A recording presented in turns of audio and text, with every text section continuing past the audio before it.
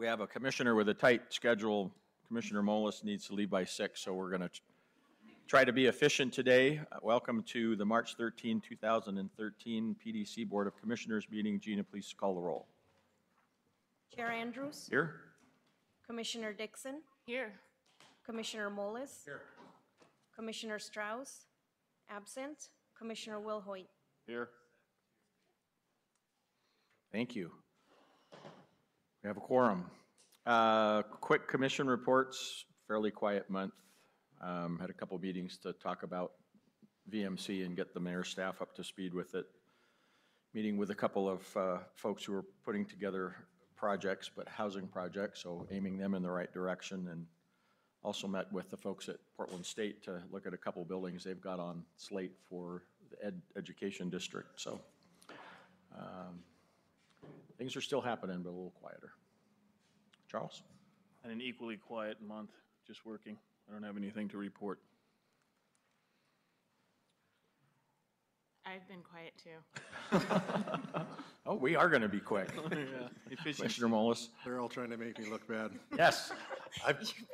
This is the first day I've spent the whole day in Salem since the legislature convened.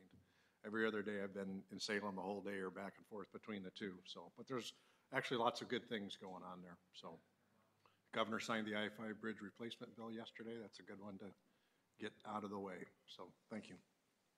Thank you all. Patrick Quinton, Executive Director report. Good afternoon, Chair Andrews, Commissioners. Welcome back to Portland, Commissioner Molis. Hopefully things haven't changed too much since you've been gone. It has been 2 months since our last board meeting, so I did want to catch us up on a few things. The chair and I, we actually did conduct some business in the interim. We had to participate in the budget work session on the February 20th, the initial conversation with City Council around our general fund budget, and then eventually we'll have conversations about our overall budget. But the City Council, I think as people have read in the paper, has been looking very closely at the city's budget, trying to close an estimated $25 million budget gap. So we delivered our general fund request and then had a conversation about it on the 20th. We have offered up our 10% cuts and look forward to working with Council to finalize that. We have multiple sessions with Council beginning in April to finalize our general fund request and our overall budget before the end of the fiscal year. It's been a busy 2 months on the startup front, and most prominently, we unveiled our Startup PDX Challenge on Valentine's Day. So we made lots of really bad puns online about doing that on Valentine's Day. But the Startup PDX Challenge is open, so just want to make sure everybody still who hasn't submitted an application does so by April 4th. And Startup PDX Challenge is a contest whereby we'll select up to 5 companies to receive $10,000 each in terms of working capital grant, but also free space on the Centrally side and Produce Row, and a whole host of free services, including accounting services from Perkins & Company, legal services from Davis Wright Tremaine and Perkins Coie. There'll be free membership in the Technology Association of Oregon, OEN. They'll be eligible for the Seed Fund and the PSU Business Accelerator, HR services from TRUP HR and ZNM HR, and they'll also be able to access the Bankerpreneurs Forum. And I'm going through the list because all of these companies have donated their services. So I really do want to recognize them for being partners of ours in this effort. In addition to the Startup PDX Challenge, we're also kind of ramping up our efforts to promote minority entrepreneurship, and particularly minority entrepreneurship in high growth fields and technology fields. So on February 20th, it was announced that we, along with Chicago and Cambridge, will be 3 pilot cities in something called the Activate Local Communities Initiative. It's a partnership between Microsoft and the White House to make the technology fields more inclusive. And so that would include both within technology professions and STEM education programs, but also ultimately working and founding technology companies. So our next step in that is to organize a local roundtable to begin talking about how that might look in Portland. And we've kind of been engaged in that conversation already, so we should be able to hit the ground running. And then along the same lines, we were invited by America 21, an organization, a national organization that's promoting this same agenda, to participate in an all-day conference in Austin, Texas, as part of the South by Southwest EDU piece, which is a kind of the South by Southwest conference. It's a forum to deal with more education issues. So we participated in a summit. The conference was the Saving America's Black Boys Summit, and so for a full day we discussed issues around how to increase the participation of African Americans, once again, in technology fields and STEM education and also entrepreneurship. And we had the opportunity to bring with us 3 of our companies, Dream Digital, the Generator Group, and Airship Technologies, to showcase the entrepreneurs who have led those companies, and we received a lot of favorable attention for our work more broadly on the initiative, but also the entrepreneurs themselves, I think, got a lot of attention for their companies, and I think we may even get a little business out of it. So we reminded them that they need to give us a little cut of whatever they get out of it. But it was a great day in Austin. And just to continue on the startup front, if you went back to the February 1st Wall Street Journal, you can probably still dig it up online. There was an entire day devoted to a couple of cities that are really engaged in promoting entrepreneurs. And so I think there were 4 or 5 articles just about Portland alone, written by different Portland entrepreneurs and leaders in our startup community around why you should be in Portland and what's going on in Portland. So we got a lot of great press there. So did more than just entrepreneurship work over the past couple months. Just go through a couple other things. We as the board knows, we've been working with Work Systems Inc. around the RFPs for our workforce development programs that we refer to as our Economic Opportunity Initiative. So those 2 RFPs are currently out on Work System Inc.'s website. So if you recall, we partnered with WSI. They are now managing that process, and so those are open RFPs that providers can go to and find out how to propose.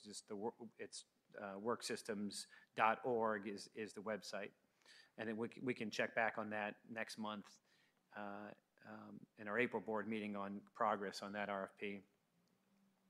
A couple other items going back to late January. Our export plan initiative, which we briefed you on a number of times, was listed by the Brookings Institution as a top 10 metro innovation.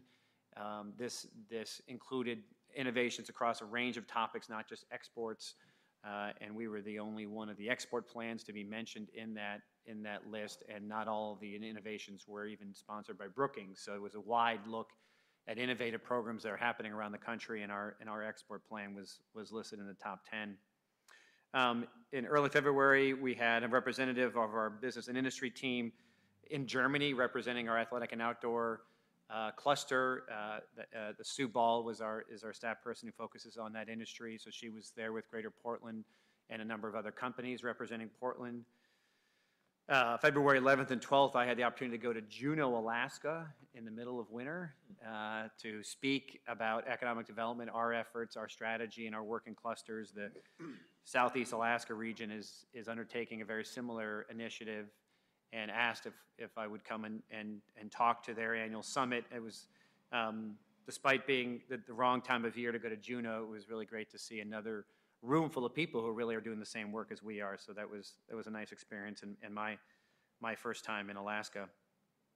On the 28th of February, we held our open house for the Foster Lens Investment Partnership, FLIP as we call it, but it's a stakeholder process that we're leading along with other city bureaus to decide the priorities for investments along the Foster corridor. So that goes from Foster Road in the 50s all the way out to 122nd or 100, maybe farther east. We're trying to figure out how to prioritize limited dollars along that corridor in addition to our work in the Lens Town Center. And so this was the third of our discussions around that. So you look for a strategy that comes out of that in the next few months that we can talk about that will augment that work we're doing in Lance already.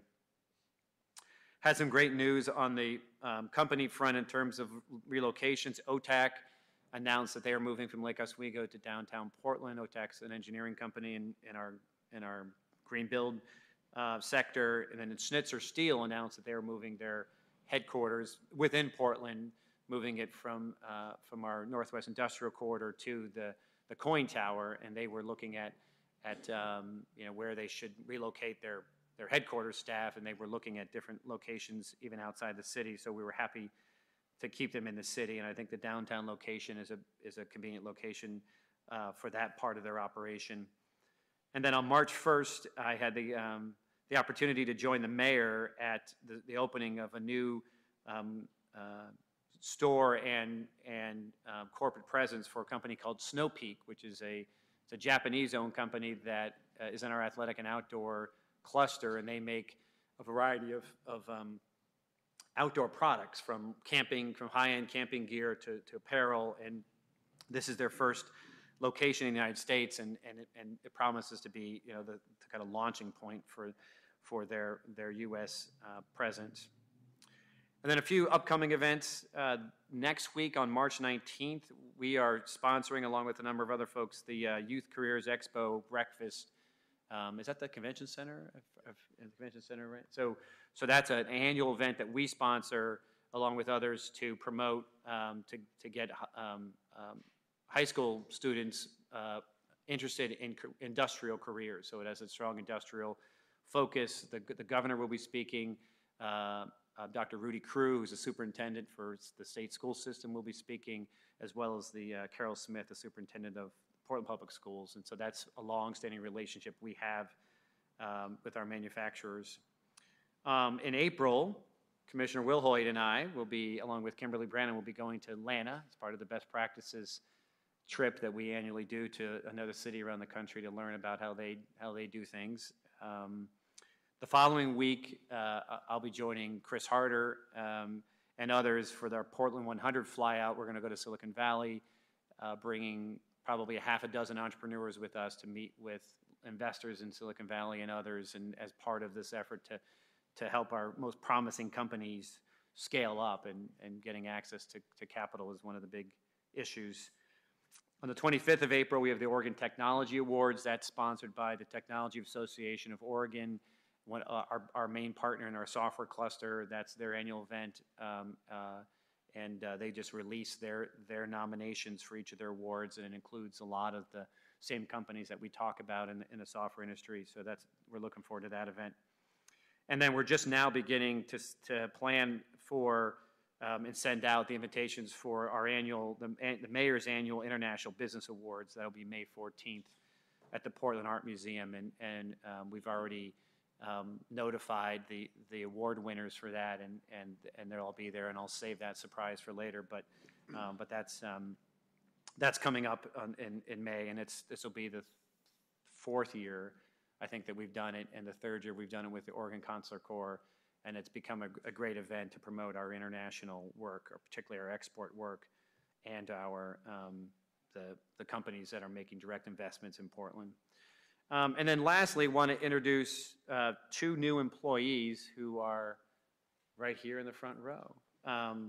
So Bruce Wood, I think everybody now recognizes from his Oregonian article. It's not often that a new hire gets a story written about them in the Oregonian, but we're hoping it's a new practice so that everybody gets that kind of attention. But Bruce, I think as everybody knows, is a longtime developer within the Portland community, and through a number of different projects, and we had done work with Bruce in the past as well on different projects, some successful, some not successful, but has always been a great partner of ours. And when we were seeking somebody to fill an open position in our Central City team and looking for someone with real estate experience, we were very happy to see that Bruce was interested in this position, and so he was the person we chose out of the competitive group, and we're happy to have him here. And I think, as the article stated correctly, we really value his real estate experience and look forward to working on a number of transactions with Bruce. And then the person to Bruce's right is Damian Crowder. Damian also joined the Central City team just recently. And Damian as a project coordinator, and I don't have your resume in front of me, but Damien has a career in both the kind of the finance and investment world as well as the real estate world. He also has the distinction of graduating from a small liberal arts college deep in the woods of New Hampshire. And so he and I have the good fortune of sharing the distinction of having granite in our muscles and our brains, right? That's our school song. So anyway, welcome Damien as well. So that's my report. Welcome, guys. Thank you, Patrick. Any questions or comments from commissioners? I would just say I talked about it in the past, but OTAC and Schnitzer coming downtown, it's just the beginning. It's continuing that trend that we've been seeing of traditional suburban tenants moving to the core. That wave that started in the early 70s has finally turned around and come back the other direction. Okay, we will go on to approving the meeting minutes for January 9th and January 23rd, 2013. January 9th being a regular commission meeting, January 23rd being a budget work session. Did anybody have any corrections, comments, additions to either? I'd like to confess I missed both, so no. I move to approve both in one motion. Yes, you may. Just did. Second. Any further discussion? All those in favor, aye? Aye. Aye. Opposed? Cruising right along. Well, I don't have anybody signed up for public testimony, but I was informed that we were going to have a special guest today, and I see that he walked into the back of the room. Michael Gaeta, do you want to come forward and say hello? Michael is, I'm not sure what the title, Chief Executive Officer, President Grand Poobah of OCOM, which was a fabulous project that we opened a few months ago, and unfortunately, Michael was laid up with a bit of an injury. It is terrific to see you. Wow.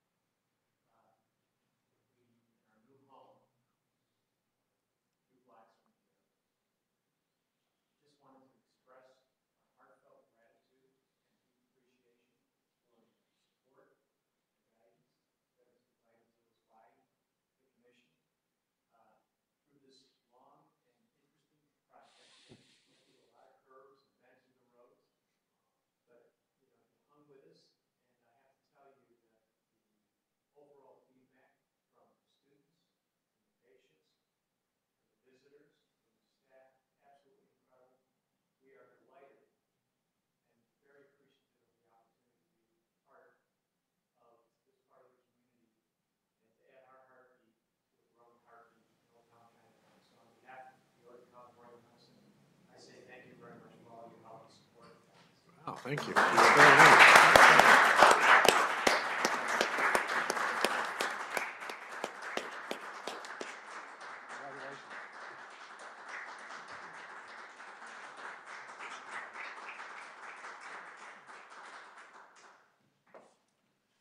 Keep it. Has to stay here. It's worth more than $15. Very nice. Well, that was a fantastic project, and we're looking forward to, there are a couple other on the board for this district, Old Town Chinatown District, that we're hoping to see this continue the momentum from the University of Oregon and the other major project, why can't I think of its name? County Health Centers coming down the pike? No, Mercy Corps. Okay, Mercy Corps. The done. third But of in the that future. piece. Absolutely. Yeah. Okay, I had to schedule a little bit, that's good. Onto the regular agenda. The first item is an information item. It's an update on the Clean Technology Cluster Strategy, and I think Mr. Harder and Ms. Abuaf.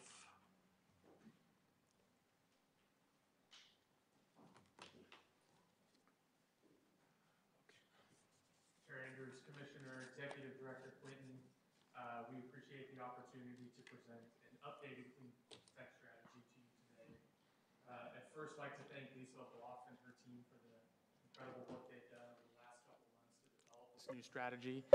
We believe it's a best practice around an economic development effort for the sector, and you'll have a chance to hear much more when Lisa presents.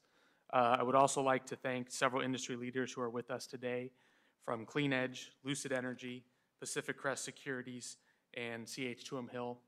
You'll have an opportunity to hear from them after our presentation.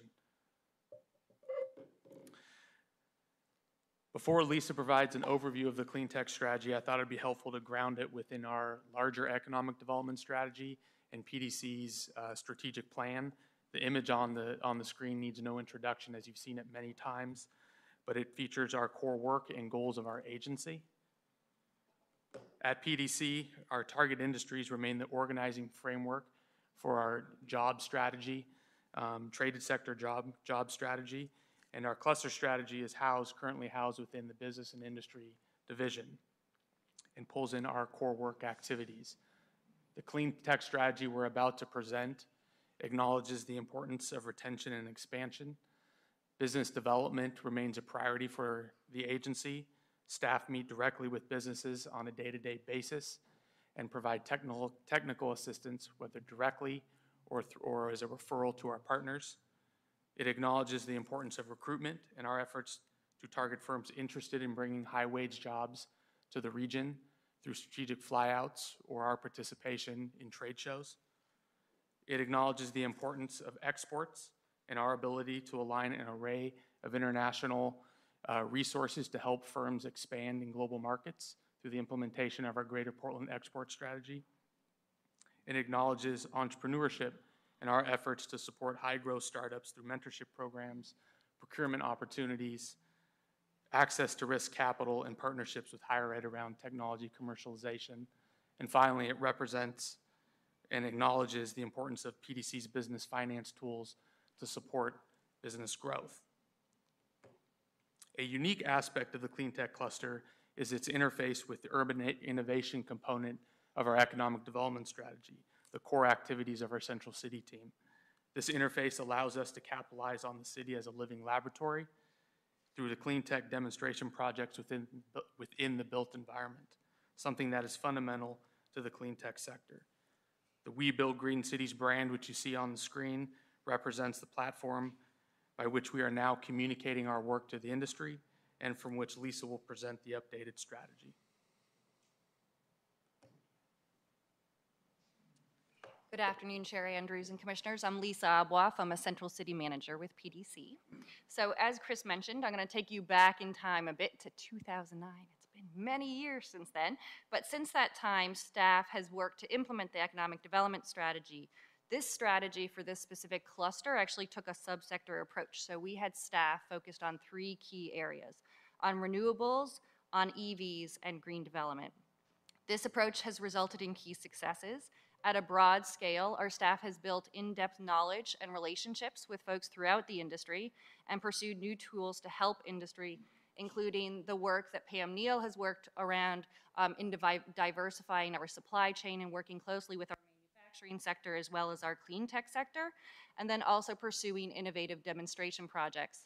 We've had a number of successes around recruitment and retention of major headquarters, working with the likes of Iberdrola and Vestas. And then we've also worked in convening the industry, and one of the outgrowths of that convening was the launch of Drive Oregon. Acknowledging that the industry is changing, as with all industry, and that market forces are shifting, PDC sought out help from Clean Edge and industry partners to update our approach. Clean Edge, as you'll hear a bit more about in a bit, is a local Portland firm focused on the clean tech industry and a national leader in identifying market research and metrics by which to measure both state and local performance in the clean tech sector. Together, we convened firms from across the industry, both via one-on-one meetings as well as via focus groups, to identify key trends, determine priorities, discuss industry gaps and challenges, and make recommendations. This slide captures but a few of industry's recommendations. We held them captive for 4 hours. And they're similar to the categories which you'll see reflected in our recommended approach as part of this strategy.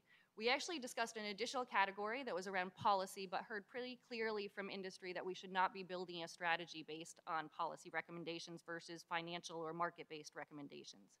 For the sake of time, what you'll hear today is a pretty high-level overview of the strategy, but you have a full draft document before you for further reference if we have questions at the end. Despite ups and downs in this industry, we believe that clean tech continues to be a growth opportunity, which is demonstrated in this slide. So as you can see, while there's been ups and downs between 11 and 12, as with many industry, over the 5-year period, this industry has seen significant growth. And like the tech boom in the 2000s, it's a younger industry that's experienced both rapid growth and has had both successes and failures. Some of the key industry trends that impact this growth that we see both locally and nationally and internationally is growth in renewables installation. So today's rankings for the renewable market are actually number 1 is China, number 2 is Europe, and number 3 is the United States. Industry has indicated that they do believe that the US will shortly move into number 2.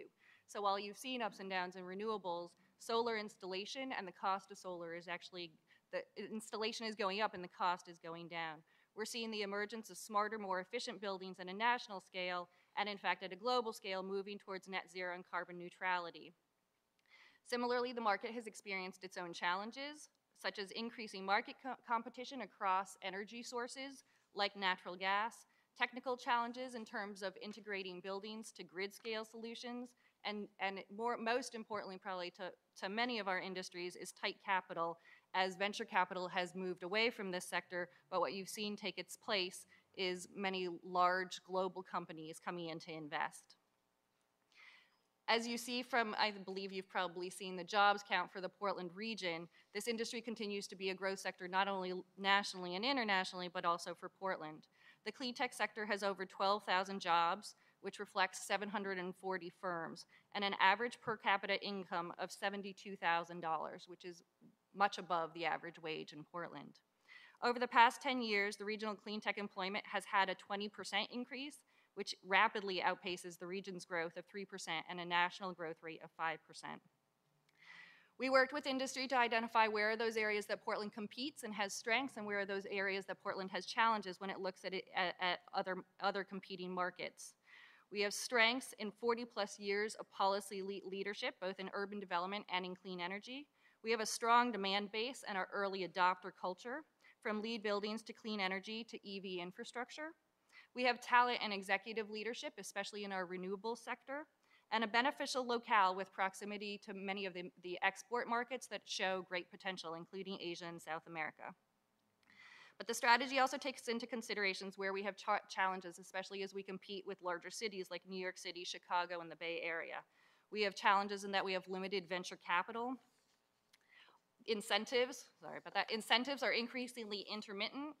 Our R&D, while growing, does not compete with those other areas. And Oregon enjoys relatively low energy costs, which is a benefit to businesses across the sector, but makes it tough to have our city be a pilot for or living laboratory for energy-related projects. So looking forward, the strategy was developed taking into account all of these items. It took into account industry input, it took into account the learning lessons from our staff work, it took into account all of the market shifts that we're seeing both locally and nationally. The updated approach makes the recommendation to move from a subsector focus to across industry areas of focus, while acknowledging specific areas of key growth opportunity. And this was consensus across industry, was that there were areas like green development and energy efficiency that had a very clean fit and a high opportunity for growth with Portland's strengths.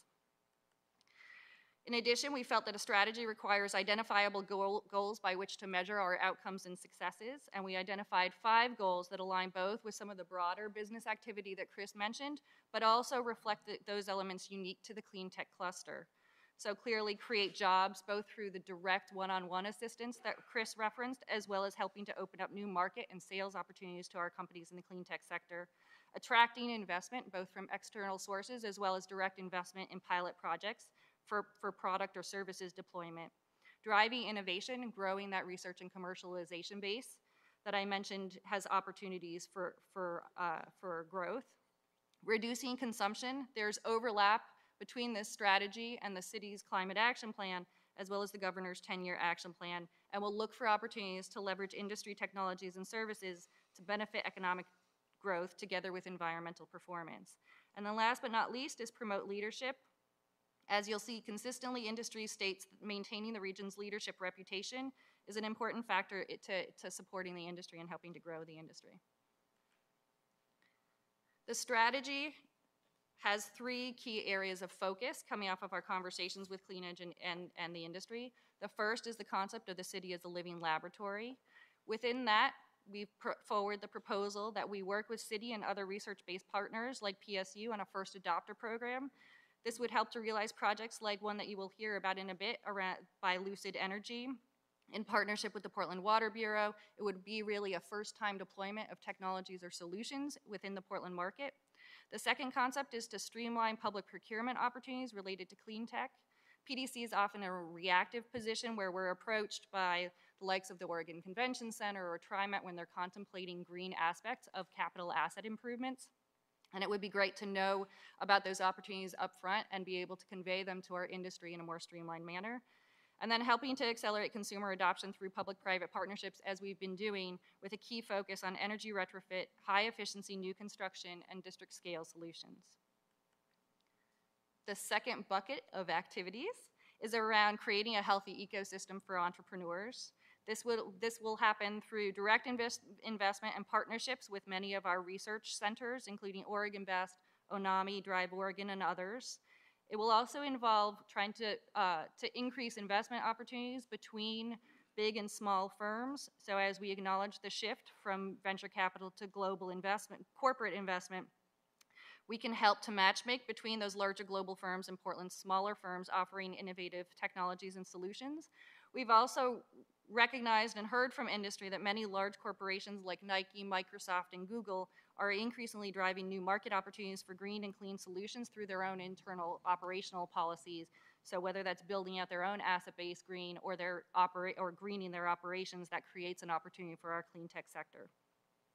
And lastly, we heard loudly and clearly that Portland has a long legacy in technology and manufacturing, and in fact, there are key areas of innovation that can be created by looking for synergies between clean tech and our technology and manufacturing sectors, in the likes of hackathons, 3D printing, continuing our supply chain work, and tying to the A&O industry around materials research. The last major area of focus is around helping our firms with market expansion. So this gets to the We Build Green Cities campaign, so specifically the export campaign that was built out in the Brookings recommendations. So we will continue to research and build on-the-ground relationships in global and national markets with significant export potential, as well as continue to network via global and national leadership organizations like the Green Build event to continue to build and leverage Portland's reputation on behalf of industry.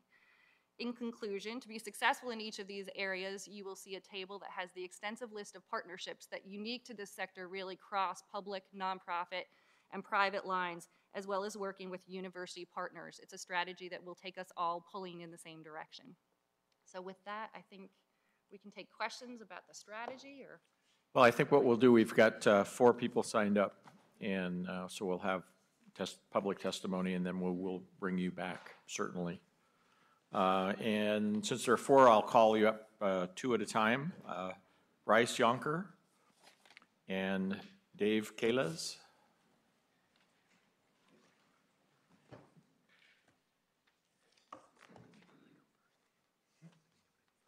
Good afternoon, welcome. Thank you. You figured out who's first? Yeah, thanks for having us. We'll just be brief in our remarks, and are we going to field questions immediately or at the end? We'll probably question you Okay, up here, perfect. so you won't have to come up. Great. So I'm Bryce Yonker with Clean Edge. We are a research company based here in Portland. We do research for a lot of communities across the U.S. and the world, explaining what's happening in the clean tech sector, trends, deployment, and then activities that help places plan for expansion. So a couple things that I wanted to address about the market overall, and then our work specifically with PDC. If you're interested in knowing more about what's happening in the clean tech space, you can go to our site. We just yesterday released a publication that is free for consumption and is an update of the market activity globally in clean tech. And just to give you two key insights that came out from that yesterday, for the first time in 12 years since we've been tracking it, the solar market was actually down from 2011 to 2012 because the price fell so dramatically. So price fell 25% in 1 year for global deployments for solar. So there was actually more deployment, but the cost difference was so low that the actual market size dropped. And wind actually did increase. So I don't know if you follow the wind market closely, but there was a federal extension called the PTC that got extended at the federal level this last year, and the wind market actually did increase slightly. So just those are two nuggets. There's a bunch more there. Clean Edge also tracks activity locally. So we have what's called the State Clean Energy Leadership Index and the Metro Clean Tech Index. They're two tools that help places understand what's happening locally in those marketplaces. Oregon, for the 3 years we've done the state index, has ranked second, only behind California.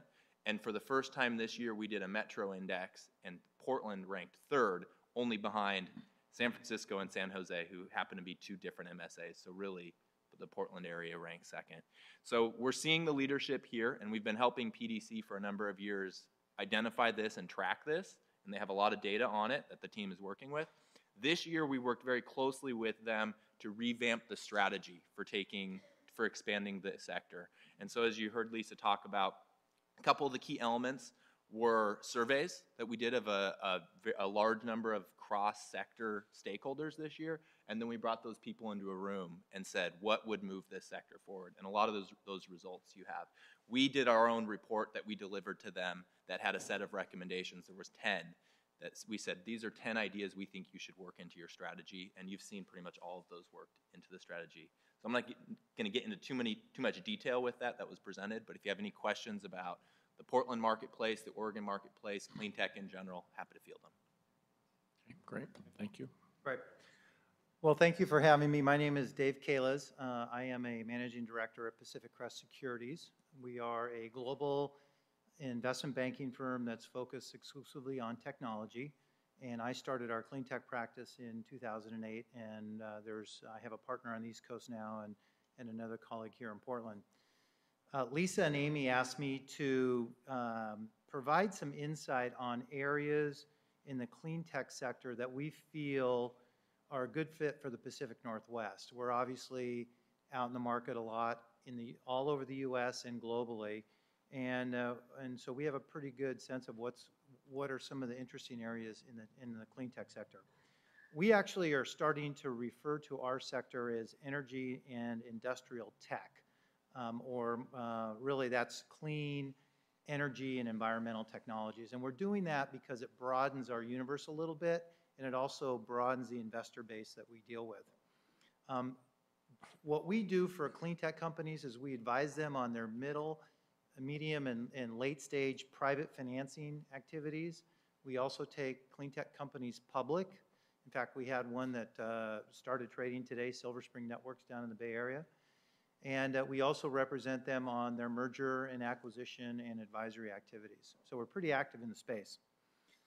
The areas that we think are interesting for the what I'll call, for Portland, the greater Portland area, and the Pacific Northwest, in no particular order, include the energy management space.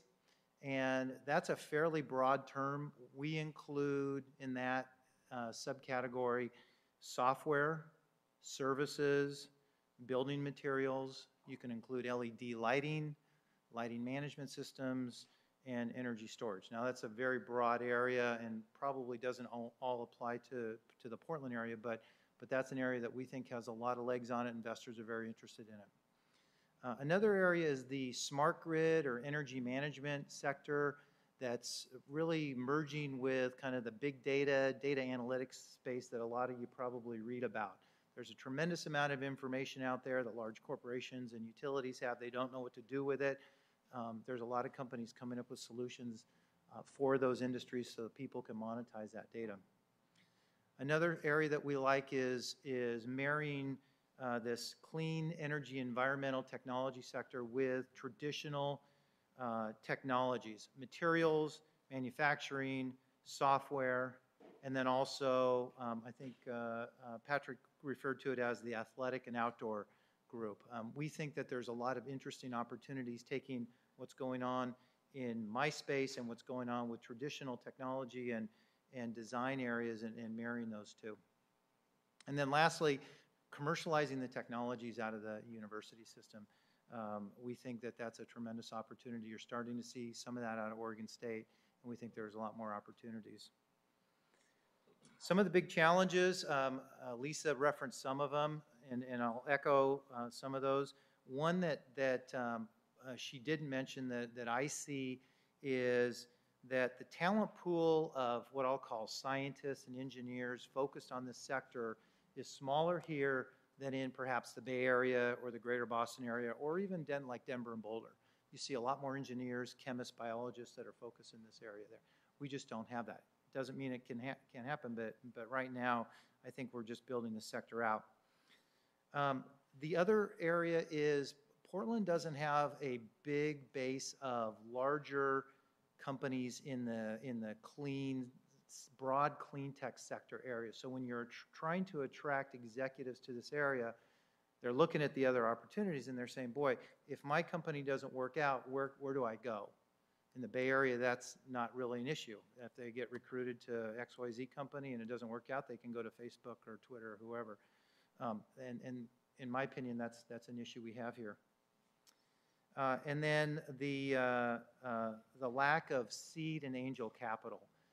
There's certainly a couple of groups out here that will fund, $100,000, $200,000, $500,000, but it's not like Bay Area and Boston where you have people who are willing to put in $500 to $1 million on a regular basis and get the company to a stage where it has technology to show to institutional investors, and it doesn't allow them to start to really hire a big staff of people.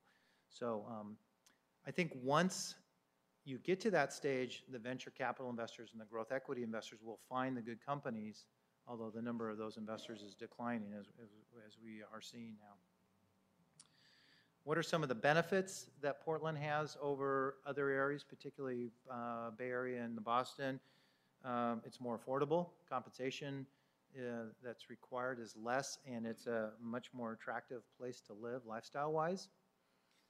Less competition to hire away skilled engineers and employees, which is a big problem in areas like the Bay Area. I think the DNA of this area fits the sector well. There's a lot of strong, technology individuals here. There's a lot of software-oriented individuals, and those people, I think, have the mindset to really help take this sector to the next level. So there's more of that here than a lot of other sectors or a lot of other cities in the country that we're seeing. How can the city really support the growth of the clean tech sector? The first thing I would say is be patient. I know that's a hard thing, but an investment in this sector is a long-term strategy. It takes companies time to get to commercial scale and to build their critical mass. And I think a lot of times investors are quick to jump off the boat in this sector. There's a lot of really good companies out there. It's just going to take some time for them to develop.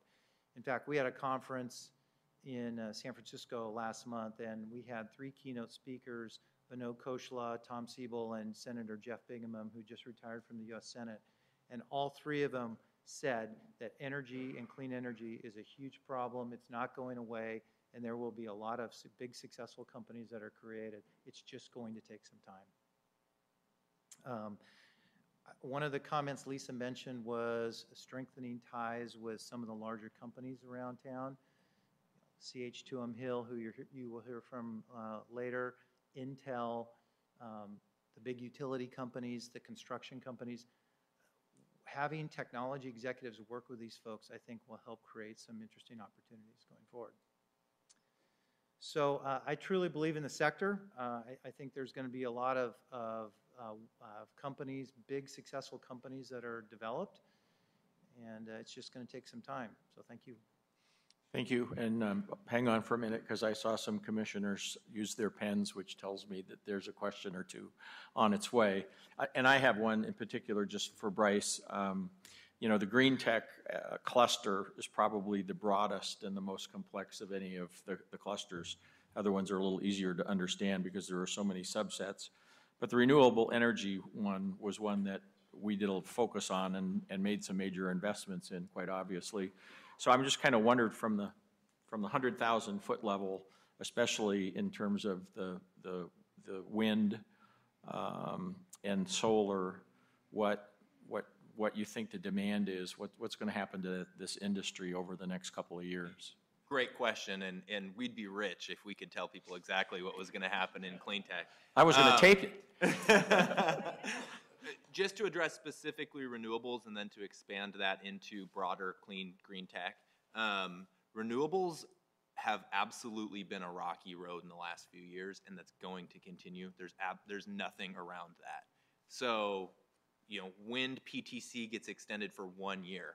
What happens in 1 year? I mean, there's a lot happening that makes the deployment numbers for renewables very volatile from year to year. Policies in China that become very, very aggressive in incentivizing solar manufacturers. There's a lot of factors that are going to lead to volatility in that space. So I can't tell you exactly if it's going to be increasing or decreasing, but I can guarantee you volatility there. I tend to think, this will be more opinion-based now than factual-based, I tend to think that the solar sector is going to be more resilient from a deployment standpoint. You have incentives that are in place for a longer-term horizon, so they don't disappear next year, for example. And cost going down is tough on the manufacturers. It's very tough on the supply chain. Just look at Solyndra at the national level. But it opens up more and more markets that make that investment pencil out. And for example, we're in the Northwest where energy is very inexpensive. We keep getting closer to what's called the holy grail or grid parity with solar. So Hawaii, it's already less expensive to install solar on your house and generate energy in that way than to buy it from the grid itself. And that's happening across the country as that cost curve continues to come down. So I think that it's going to be tough on the supply chain. So manufacturers like the manufacturers, some of them that are even here in this market, it's going to be tough for them to make it. But if they make it, it's going to be a good market to be in. Now to expand onto clean tech, the bullish opportunity you would hear from a lot of investors and people in the industry is more in things like efficiency, grid intelligence, and things like that, because those just seem to be trucking along very nicely, and this community has a very good history with those industries. So renewables is going to be interesting to see where it heads. Even experts would lie to you if they told you exactly, but things like green building, energy efficiency, grid intelligence, which are very much in the DNA of this community, are going to be much more steady. So overall, clean tech has very good promise in the future. You're going to see some challenges in the short term with certain subsectors of it. Great. Thank you. Charles? No, that was a very thorough explanation. Appreciate you and Dave coming out, and you kind of touched on this. There have been some well-publicized, I don't want to say failures, but not successes in the tech industry.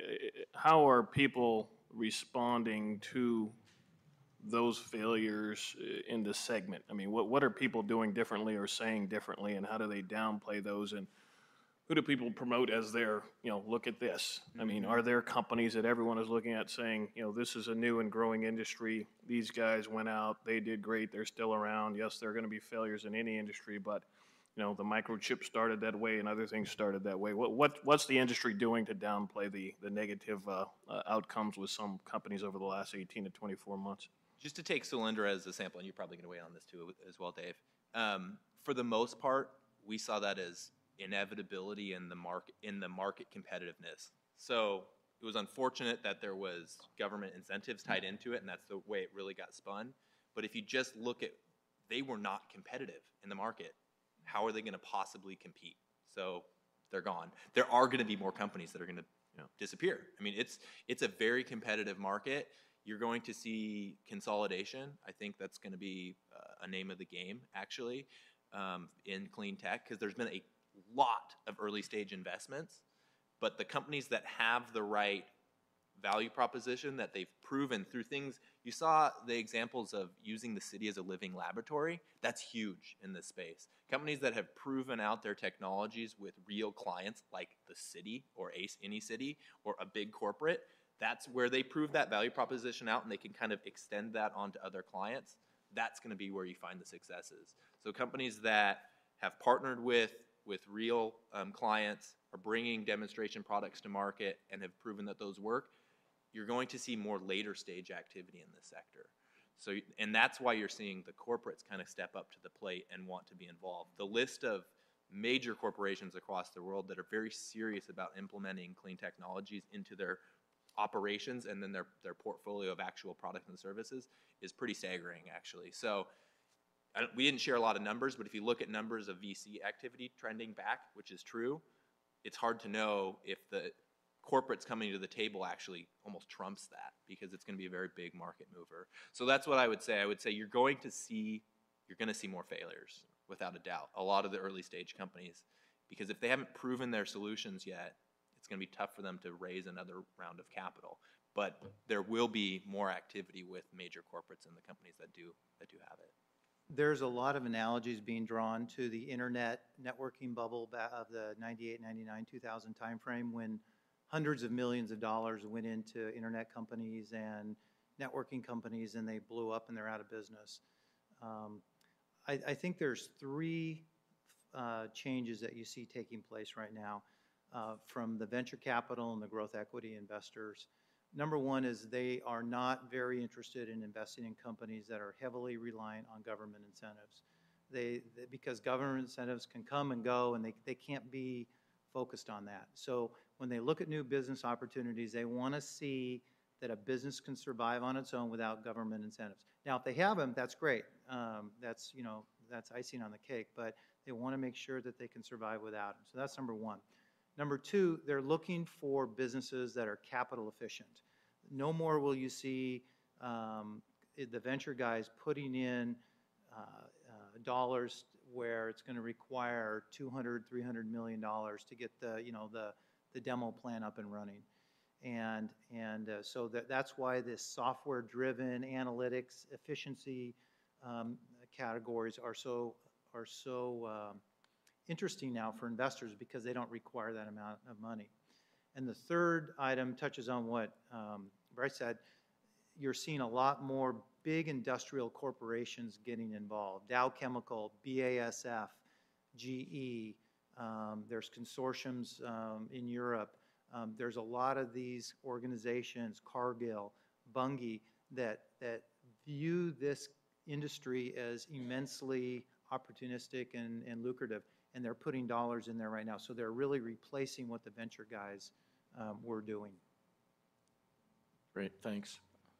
Hour and 5 minutes for John, so short questions. A couple of quick ones for Dave. So it sounds like you advise and finance companies, but you don't get into the project level. Is that correct? Okay. Yes. And then I don't know if you're aware of the STEM task force that the governor appointed about a year ago, and there's some legislation in the legislature this year that would direct more funding to STEM programs in the high schools to try and address the shortage of scientists and engineers. I don't know if that's on your radar screen or not, but some of the things you just said would have been welcome testimony at a hearing that I was in the week before last. So if you could share a card with me, I'd love to get you in that loop. Absolutely. Thank you.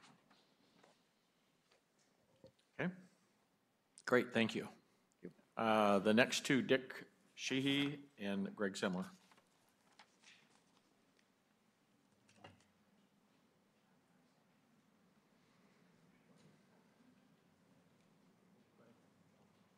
You go. Okay. Good afternoon. I guess I'm first. Chair Andrews and Commissioners, it's nice to be here. Thank you for the opportunity. My name is Dick Sheehy from CH2M Hill. I grew up in Oregon, Baker before it was Baker City. Went to OSU, home of CH2M Hill. Spent my business life here in Portland, Eugene area, so I've been through some ups and downs, as we all have. I worked for the Oregon Economic Development Department for 5 years, so I've worked on the government side and been at CH for about 18 now. So CH has grown, started in Corvallis in 1946 with a professor and 3 students. And we currently are 30,000 people about $6 billion, and have a lot of offices all over the world. Here in Portland, we really focus on kind of 4 areas: transportation, environmental services, water, and then the industrial or technology facility sector. So that's really who we are here. We have about 500 engineers and architects on 4th and Lincoln. So it's an important part of our life, being here and what we do. And if you really think about it, all the things that we do, I think you could say everyone here in Portland touches clean tech, one way or another, through water, transportation, semiconductors, or something. I think some industry trends that I'll just comment on briefly kind of relate back to our business groups and what we do. I think in general, some of the strengths that we have here in Portland are the same ones we've always had. We're part of the Pacific Rim. That's not going to change. Used to be Japanese investment. Now we're going to see other Asian investment, you know, some of it Chinese over the years. I think water is going to be a big deal in the future. Clean water. I don't know if you've seen the press in Shanghai. I've got to go in a couple weeks, but there's a lot of pigs in the water. Dead ones. So you don't drink the water in Shanghai, but you do here in Portland. And that's something that I think we all take for granted. I mean, we have the best water in the world. And I've been a lot of places, but that's something that we need to promote, and it's clean. The other thing, it's been mentioned before, clean and cheap electricity. Electricity really, throughout the eons, drives economic development. If you have good power, you can make things, you can do things. It's a very big deal, and we're very blessed there also. I think there's also technology in everything, in clean tech, and a lot of what we do in this region. We are a technology region, both people, products, and everything, and it's very important. And, you know, if we didn't have a real high level of technology developed today, we wouldn't have clean tech. We'd still be the old type of energy generation and things. Some experiences we've been through, and, you know, why are we here? Why CH still here has a presence? We're homegrown. We've expanded. But everything fits for what we do, going back to our type of business: transportation, water, environmental, and technology buildings. That matches here, and we can get around the world to do that in other places also. I think the other thing that helps us continue to get good talent, and the type of talent we need, is the Portland brand, the Oregon brand. And that's something that we need to continue as a city and as a region to promote. And I think a lot of the things we mentioned in the clean tech strategy do that. I think the city adopting, being a laboratory, really speaks to that. That continues to build the brand. I know I travel a lot around the United States, and Oregon and Portland in general has a great reputation for planning. It's a much better reputation than we actually have, in my opinion, although we do a very good job. But our rep out there is really good. I think maybe the challenges we have done a very good job to produce a tax system that's good for manufacturing. And if you've been here a long time, it's taken 20, 30 years to do that. I think we need to think ahead of what's our tax system look like for our next generation of companies, what they do, how they do it, and the people that are going to be part of that. Because I think that's something that we really need to look at closely, because I don't think we've been thinking that way, and those are the new jobs, and we need to kind of go there. So I'll quit there. Thanks, thank you, Chairman Andrews and Commissioners and Director Quinton. I'm Greg Semler from Lucid Energy, a local renewable energy company that has developed a product which converts running water in large water pipes into low-cost electricity.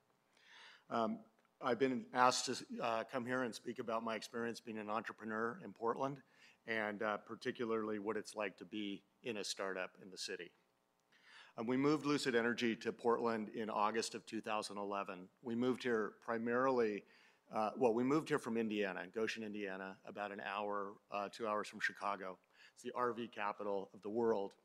And decided to move it here primarily because our largest investor and co-development partner is a company here called Northwest Pipe, who's the largest manufacturer of water pipe in the United States.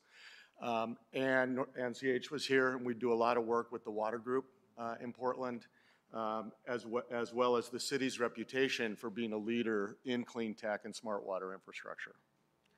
We signed an MOU with the city in October of 2011, basically to evaluate the potential to deploy our technology inside of their gravity-fed water infrastructure system in order to bring down the cost of delivering safe, clean drinking water.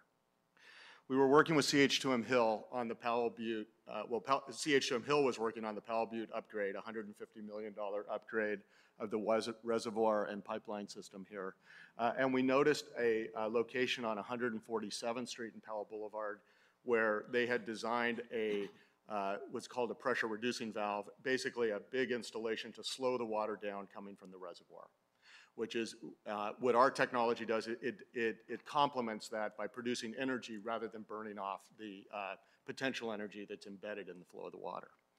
So with CH2M Hill, we approached the Portland Water Bureau as an opportunity to deploy our technology in a 65-foot pipe section on 147th Street, replacing the pipe section that was originally planned for that, and Portland Water Bureau agreed to do that. And so before I get into sort of some of my anecdotal comments, I really wanted to say that everyone in the city, from the mayor to the PDC to the Portland Water Bureau, to the permitting people, the city engineer, everybody wanted to do this project, and still does. And it's been, as an entrepreneur, it's been fantastic to have so much encouragement and support, and even the environmentalists really wanted us to do this project. So it's just been, collectively, everybody wanted to do this. But I thought I'd share with you some of the anecdotal events that have come up over the past year. One of the first things was I negotiated an agreement with the Portland Water Bureau to basically license the energy that was embedded inside their system. And when we were done, I was talking to the project leader there, and he said, it's one thing to get an approval from the Portland Water Bureau, but you also have to get the city engineer's approval. I said, that's fine, I can do that. And he sort of looked at me with a twinkle in his eye, and he said, we don't get along with the city engineer. And I said, okay, well, what do you suggest I do? And he said, oh, don't worry about it. Just go forward, and we'll see how it goes, and then we'll help you along the way. And he smiled, and I left. And a couple days went by, and the city engineer contacted me by email, and he said to me, this is a really good project, and we really want to see this happen. And that office has been incredibly encouraging and supportive every single day that we've been working on this project. And so that's been a real win. There was also a time where we had to cool down our turbine systems because they generate heat. And so we had a really low-cost way to do that. Portland Water Bureau said no. I asked to speak to the chief engineer at Portland. I knew he was going to say no, but I wanted to meet with him anyway. So I got together with him. I didn't even ask him, but he said to me at the end, he said, Greg, I know this has been really challenging for you, really hard, but I want you to know what you're doing is really important. It's the neatest design I've ever seen, and we're really excited to be doing it. So that's the kind of stuff, as an engineer, many of you guys are engineers, that's the stuff that kind of keeps you going. We ran into an issue in the right-of-way, so what we're doing is we're deploying an in-pipe turbine generator. It basically generates electricity in a pipeline, and we're deploying it in the right-of-way. And so it turned out I needed a franchise agreement. So we went to the franchise board. There's a woman there named Mary Beth Henry. The woman is a rock star. She's at the Office of Community Technology. She got it done over the weekend, figured out how to give us a temporary permit so that we could keep the schedule going. We're now working on a permanent permit. But it's just, the people that are working inside the city are really great. It's just, the challenge is trying to navigate as an entrepreneur all the hurdles that need to happen inside the city. We had a situation where we have an electric shed on private property and our system in the street. And there's a limit to how much hydroelectricity you can generate in a neighborhood in Portland. It's limited to 75 kilowatts. Ours is 200 kilowatts. And so that's a problem. And so, all of these little things that are built into doing projects in Portland are very challenging. This is a $1.7 million project, But even on this project, it's taken over a year in February when we started, and we're still working on permitting, zoning, and contract negotiations. The permitting and contracting is going to cost us $250,000 just for this little project. You know, I think the race is on. I was in Boston last week. Boston has its act together, focusing on smart water infrastructure. They've harmonized between the universities there, Israel. They are going back and forth with business people to Israel, looking for technology, looking for clean technology, businesses that want to come to the United States. They're moving very, very aggressively in a way that is really amazing to watch. There's just so much alignment in that city. There's other cities like San Francisco, Los Angeles, Brazil, that I visited recently. They're all lining up to take advantage of clean tech opportunities. And people may be changing the name around clean tech because of, you know, blow-ups like in the solar world and the wind business. But the infrastructure companies are getting it, and so are cities, and they're driving it. And I think the challenge that most of us have is that the federal government hasn't really been clear in terms of the energy policy overall. And so that's what creates the sort of the rocky road in terms of incentives that you see reflected in the clean tech sector. But, you know, hopefully that'll work out. You know, it's very challenging to be innovative in the energy and water sector space here because energy is so cheap and many projects don't pencil out. So that's what it's just a very difficult place. We have many autonomous agencies. Finding a way to streamline that process, I think, is crucial. I like the idea that Lisa mentioned about matchmaking to navigate the city and the various agencies. I would pay dearly for that. I got it for free because Lisa's been so amazing. I think the future's overseas. Doing more missions like what Mitsu's doing to Japan, I think is great. I think the mayor's office is planning something to Israel. The market research capability that Michael Gerton is doing, he did a project for me. It's just to help inform my international strategy. It's fantastic. I mean, there's a lot of good stuff going on here, and I'm very fortunate to have gotten a lot of support from lots of people. In particular, in closing, I would like to thank Lisa Abuaf, who's held my hand through all of this. Pam Neal, who's always on the lookout to help me. She's helped me with worker training, identifying prospective suppliers for our product. Anything she can do, she's just on it. And I mentioned Michael Gerton. You know, you guys really have a great team. You should be proud of them. I'm sure you are. Before this project, though, in Portland, I must say that, you know, the hardest thing that I ever did was get my 2 teenage daughters through Lincoln High School. But this project has been the hardest thing I've ever done. Without the PDC and the people and their efforts, I probably would have thrown in the towel.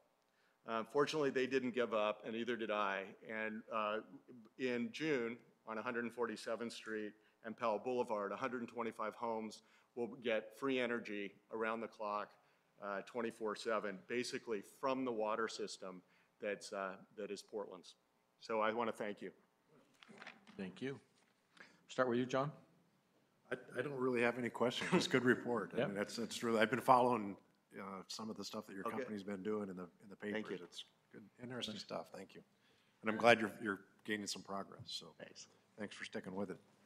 Thank you for your perspective, too. I think it's really important. I like that you were interested in that matchmaking, the big and the small. That was something that really captured my attention as well. And I was wondering if there were any examples of where that actually had worked out. So I was wondering, in comparison to, since you're somewhat new in Portland, how important do you think that Portland brand? I mean, I really think of us as being like the #1 Portland, you know, green city, and I just wonder, other cities, when you go there, is it such a brand that's advertised like it is here, and how important do you think that value is for other businesses coming here in the future? I mean, how do we really get that brand out there, and how important do you think it is to your business? Well, I think so I grew up in Portland.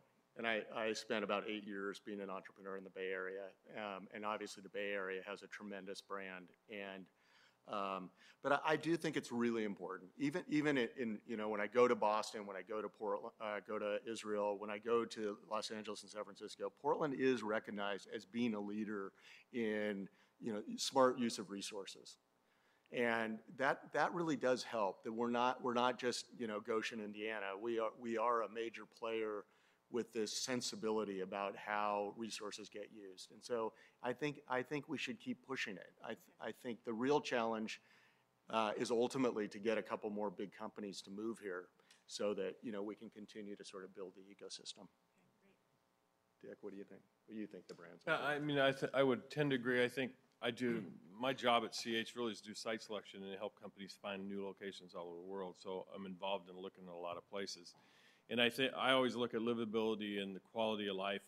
You know, when you go to a new community, they say we have the best quality of life in the world. I mean, everybody says it. Right. So that the reality is it can get you on the list, which is what you just said. We have a very good brand. It gets us on the list. But then it's not the only thing, but it is then a closer. So it gets you on the list and it helps close at both ends of that, but it's not all in between. So it's very important on both ends, very important. Charles? Nope, no questions, just you've both confirmed that my deep appreciation for water is well-founded, coming from Arizona. So everything's about water. There you go. Thanks. Okay. Thank you. Thank you. Lisa? Chris? Great report. We ran over a little bit, but I think we got some really good information out of this. This is an important industry. I don't have any further questions. Anybody else? Thanks a bunch. Yep, and good representatives coming up to talk to us as well. Thank you. Good job, Lisa, too. You got a lot of shout-outs there tonight. Okay, next item is an action item, Resolution 6991, approving the intergovernmental agreement between Portland Union Station Tracks and Building, PENEPA, between the Portland Development Commission and the Oregon Department of Transportation. And since we've got 3 items that we really need to get through in an hour at most, mostly like 45 minutes, I'm going to ask you to do the slightly abbreviated version. If you could talk quicker than Lisa, you get a surprise. She can. She's fast. Your words. All right. I'll make it short. Good afternoon, Commissioners. My name is Sarah Harpole. I'm a project manager in the Urban Development Department at the Portland Development Commission. The item before you today is to approve an intergovernmental agreement with the Oregon Department of Transportation for grant funding for Union Station. The IGA would provide grant funds provided by the Federal Railroad Administration. This scope of work would allow for preliminary design work and environmental documentation for building improvements and track and platform improvements. The total scope of work is estimated at approximately $5 million. The Federal Railroad Administration and ODOT would provide a minimum of 80% of the costs, up to $4 million. PDC would provide a minimum of 20% of the costs, currently estimated at approximately $1 million. Brief history of Union Station is the oldest passenger terminal on the West Coast. PDC acquired it in 1987. It was in a state of disrepair. There had been a significant remodel of the station in 1930 and a minor upgrade in 1960. It's currently managed by the city on our behalf. What many people don't know is there are 22 small office tenants on the 2nd and 3rd floor. It's also one of 2 multimodal hubs in the city of Portland, the other being the airport. In 2001, we did a full facility assessment. In 2007, we updated those cost estimates. The update in 2007 also allowed us to put these improvements in 3 buckets, one being critical, near critical, and long-term improvements. I'm happy to report that the current phase of work that's wrapping up right now allowed us to check the critical improvements off the list, as well as a portion of the near critical improvements. This grant funding will allow us to move forward with the preliminary design work necessary to further the remainder of the near critical improvements, as well as the long-term improvements. The total body of work that was included in the facility assessment was approximately $38 million. This body of work would also allow us to fine-tune that cost estimate and the phasing necessary to move forward.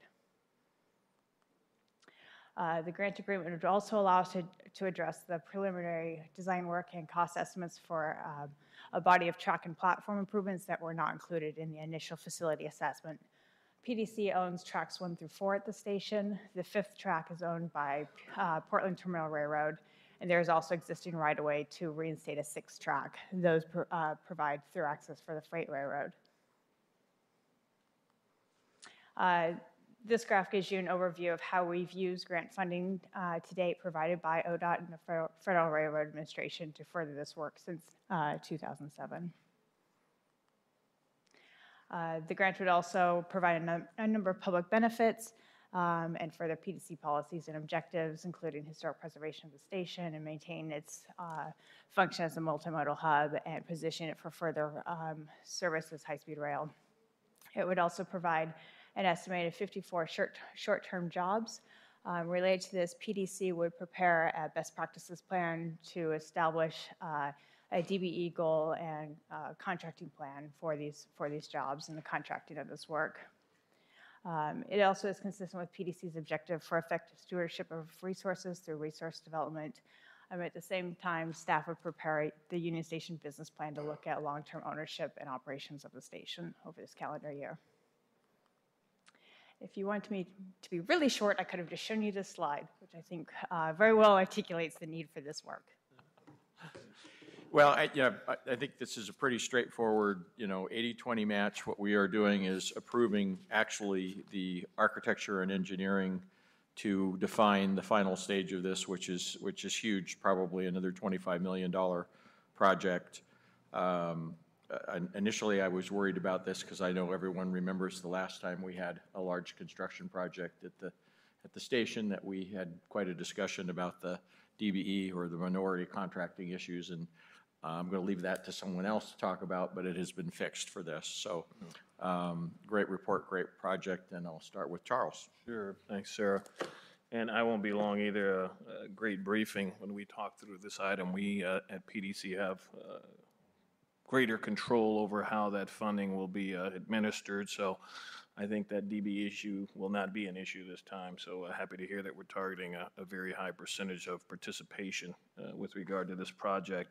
And we've talked about a Union Station for a number of years. And only question I have, and I think it's more of a statement, the investments that we're contemplating here are investments that are needed regardless. Better to do them now than later. If we do them now, they're going to have the same value later, and it's going to help us improve this asset that we own.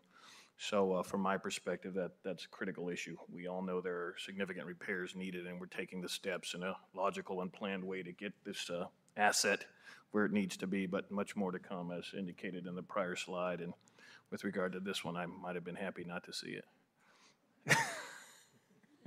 Commissioner. Lots of wires. I second what Commissioner Wilhoit. We did get a good opportunity to actually discuss and ensuring that the DBE participation was higher. I heard we didn't have as great of a history, so it's nice to know that that's been remedied.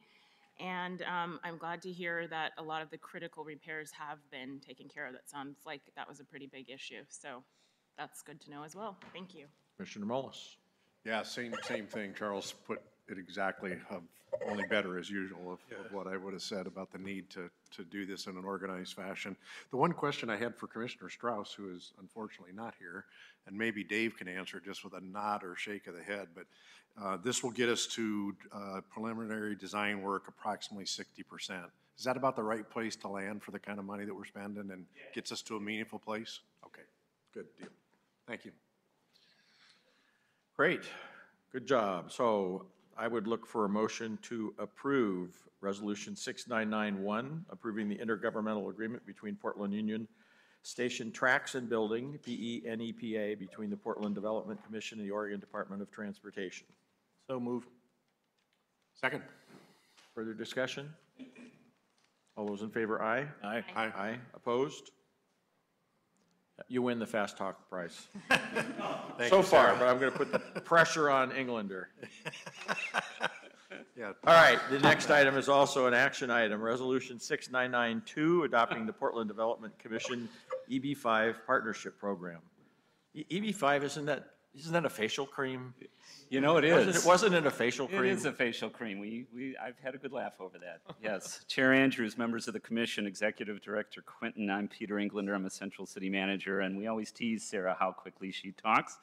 So I'm going to go a little bit slower. I do want to tell you that Alison Schweiger and I, the project manager here, through great persistence from the Chinese community, people like Stephen Ying, who is going to testify later, who encouraged us to look at EB5 many years ago. Lou Bowers, who directed us to better understand this opportunity, and have certainly Executive Director Quinton, through his leadership, has definitely put us here today. EB5 stands for, other than a facial cream, Employment-Based Fifth Preference. It's a program that was authorized by Congress as part of the Immigration Act in 1990, administered by the United States Citizens and Immigration Service, which is now part of Homeland Security. It connects foreign investment with job creation that results in permanent visas for investor families. Many of the investors overwhelmingly come from Asia, but also come from Eastern Europe and the Middle East. Quite simply, foreign investment of between $500,000 and $1 million, and I'll go into that a little bit later, to create 10 jobs per investment results in permanent residency for the investor. That's what the program does. It requires the coordination of a number of parties and professionals. You can see all the different spokes of this wheel. It requires all of them. Obviously, you're dealing with immigration, so you have immigration counsel. Many of these transactions, if not all these transactions, involve private placement memorandums, so securities law is very much a part of them as well. The jobs that get created can also can be both direct and indirect. I'm going to go into that a little bit later, so that involves economists. We're obviously marketing and investment, so that's involved, and obviously the investors themselves. But because of the type of investment and because of how crucial the results of this investment is, local government has become very involved in these, and of course you need a project which can either be a real estate project or a business. So I'm sorry for this slide that only says developer, because it certainly can be a business as well. So it's complicated. I would say to you, it's probably not as complicated as new market tax credits, but it's up there. It's definitely up there. This slide gives you a sense of what the investment is like for the investor themselves. Before we even get to a slide like this, there's a fair bit of work in coming up with project feasibility, but there's a good match between the time it takes for us to market and create the investment and basically the pre-development process that we're used to in the real estate projects. The investments have to be at risk, so this cannot be a guarantee. But essentially, after we put the project together and we raise the money goes into escrow until Homeland Security, United States Citizens Immigration Service reviews it and grants a conditional visa. That's when the escrow is released and the money goes into the project. The jobs have to be created over a 2-year period of time, 2.5 years, and then the investor goes back, certainly with help, to USCIS and asks for their conditional visa to be made permanent. Obviously, if everything goes smoothly, that's how it works, but at any point in time, obviously the federal government can say that, that the project's not working. So there's a fair bit of risk in this, and in the meantime, the investor is bringing over their family. But this gives you at least a sense what it's like from their perspective. There are two real important components to this that weren't on that big spoke. One is the concept of regional centers. These are public and private organizations, and I'll have a slide of how they're spread throughout the country. They have specific geographies associated with them, and they also have industries that they have to submit in their pre-approval with USCIS. The regional center advantage is that if you put your project through a regional center, you can count the indirect and induced jobs. So the 10 jobs created per project can include not only the jobs directly on site, but all the indirect and induced jobs that are created as well. And then it creates much more of a one-stop shop. As you can see, there are a lot of spokes. It's really helpful if somebody's organizing all of that. The chart to the right shows you how popular this program has become. It's been around since 1990, but the number of regional centers involved at that time were great, something a little bit greater than 0, but way less than 50, and now there are 265 of them all over the country. The ones that are in orange signify where there is fairly direct government involvement, and that's either at the state level or at the city level. So it happens in both situations, and of course, our program will be at the city level. Targeted employment areas are the other component that are really important. These are the really 3 big key parts of it. The amount of investment gets reduced, so you can assume that this is where most of the money goes. If you have a choice between $1 million and $500,000 to get your visa, you're going to go to the $500,000. These are areas that are designated by how the population within census tracts. It also includes rural areas, but for our purposes, how those census tracts, the unemployment in those census tracts compared to the national rate. You have to be 1.5 times. And this is something that Business Oregon designates annually. So this fiscal year, and this is the 3rd year that we've been involved in this, these are the census tracts in the city of Portland that qualify based on the analysis that Business Oregon does. We asked Business Oregon to think about a methodology to be able to expand targeted employment areas. And the reason that we did that is that we observed that the idea of expanding targeted employment areas was a fairly common practice in other parts of the country. So we wanted to see if there was a way in which we could do something like that. Here, Business Oregon has been incredibly cooperative and came up with a methodology that includes census sharing. And I took advantage of that and worked with our GIS staff to come up with an expansion that looks a little bit more like this. And we've been able to expand targeted employment areas pretty much like this for the last 3 years. And this is one of the ways that we've established some credibility in this industry, is taking on this methodology and working in this way. I know this looks like a lot. It looks like we've done something that looks impossible to do, but our approach was this. Our approach was to focus where employment happens in our city. And that really happens in 2 focused areas. One is obviously our central city, and the other is our industrial area. So you can see the northern part of this area where a lot of our industry happens, and in Northwest where we have a lot of industry. We wanted to make sure we included those areas. And then, consistent with our neighborhood economic development strategy, we wanted to focus on the commercial corridors on the east side of town. So that's been our approach the last 3 years to be able to do this. So the growth has gotten us to a point where annually so far we've been able to expand these targeted employment areas. And this has created a lot of certainty for the folks who are interested in getting into this business. And then when you overlay some of the other programs that the Portland Development Commission has worked on for many, many years, including obviously urban renewal, but also enterprise zones, it creates this kind of heat map where there are areas where we're able to overlay a number of these different programs to see if that helps the investment. I think the map's a little bit isn't necessarily fair, because you've got some heat maps in an area where we don't necessarily have a lot of resources, but the fact that we have these different resources available and we are able to overlap them, I think is very, very helpful, and also makes our involvement very, very compelling. When Patrick Quinton asked me whether we could put together a program like this in a way that could generate revenue for the Portland Development Commission, we thought more strongly about the role that we could play. We knew that our role as an arm of the government was a strength, and that it was important. When we thought about our role in the context of our 55-year history in this city and what we've done, we thought that would be extremely helpful. And a number of other areas, so that we came up with a way to have a partnership agreement.